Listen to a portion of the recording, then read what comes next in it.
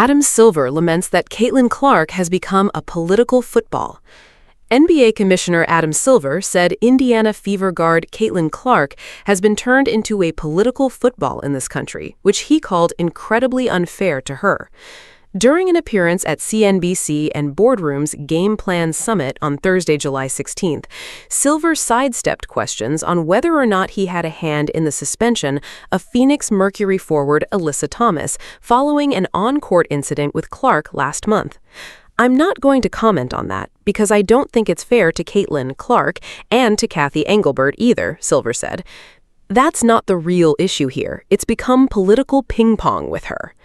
According to a report by the Sports Business Journal on Wednesday, WNBA Commissioner Cathy Engelbert didn't intend to suspend Thomas for making contact with Clark's throat with her fist, but Adam Silver implored her to assess a flagrant 2 foul and suspension.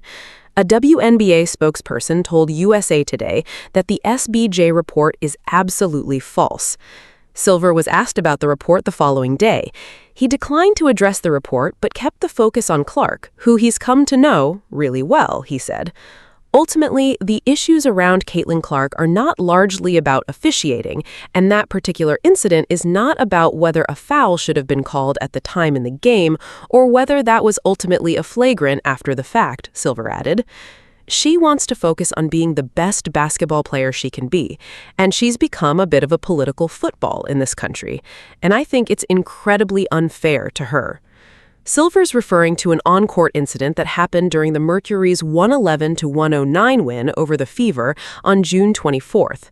Midway through the second quarter, Clark went to the floor and lost control of the ball. Amid the scramble, Thomas landed on Clark, pushed her fist into Clark's throat, then stepped over her. No foul was called on the play during the game, prompting Fever head coach Stephanie White to criticize the officials for allowing cheap shots on Clark. Thomas was retroactively handed a 1-game suspension for recklessly making contact with Clark's throat. Thomas later said the contact with Clark was a complete accident and said she received death threats and online abuse in the aftermath of the incident.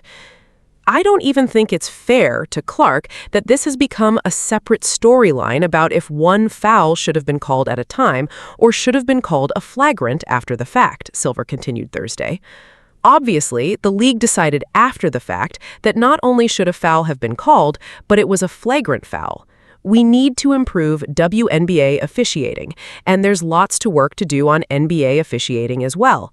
But I really think this is an opportunity to support Caitlin and say, let her be the best basketball player she can be."